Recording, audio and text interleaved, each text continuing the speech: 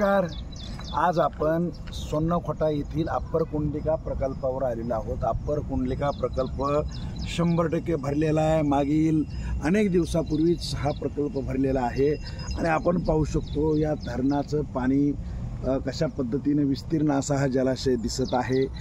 या धरणाचं पाणी वडवणी तालुक्यातील इतर काही तलावांना सोडण्यात यावं अशा पद्धतीची मागणी लढा दुष्काळाशी फाउंडेशनचे अध्यक्ष ॲडव्होकेट राज पाटील यांनी केली होती आणि ही मागणी मंजूर होत नसल्यामुळे त्यांनी उपोषणाचा इशारा देखील दिला होता.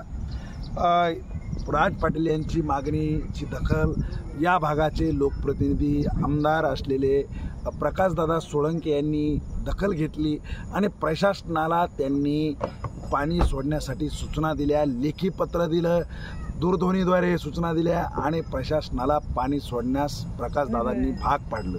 त्यामुळं कालपासून हे पाणी सुटलेलं आहे.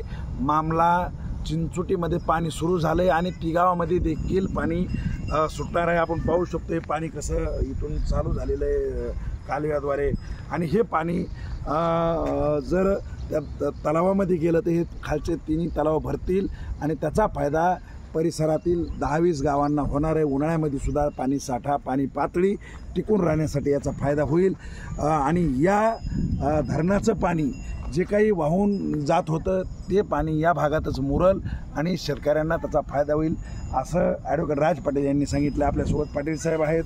पाटील साहेब, तुम्ही धरणावर आलेला आहात, पाणी सुटलेलं आहे, तुमची मागणी मंजूर झालेली आहे आणि उपोषण तुमचं जवळपास स्थगित झालं आहे अशी आम्हाला माहिती मिळालेली आहे.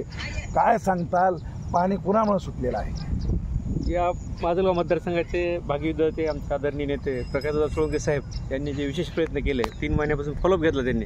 अधीक्षक अभियंता असतील, एक्झिक्युटिव्ह इंजिनियर असतील किंवा सगळ्यांसोबतच धरण क्षेत्रातील जे उपअभियंता आहेत यांना वारंवार सूचना देऊन आणि ज्यावेळेस होत नाही असं पाहिलं त्यावेळेस त्यांनी वरूनसुद्धा प्रयत्न केले.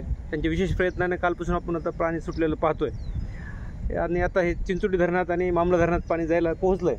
म्हणजे पुढच्या 5-7 दिवसात हे दोन्ही धरणं पुरं होतील आणि त्यानंतर आपण तिगाव धरणात राहिले तर तिथे एक वाल्व बसवला होतो, तो बसवल्यानंतर तिथंही पाणी सोडण्यात येईल. लढा दुष्काळाशी फाउंडेशनचे प्रमुख अध्यक्ष ॲडव्होकेट राज पाटील यांच्या प्रयत्नामुळे हे पाणी चिंचोटी, मामला आणि तिगाव या ठिकाणी सोडलेलं आहे. आपण पाहू शकता प्रशासनाला कशाप्रकारे वचक बसलेले आहे.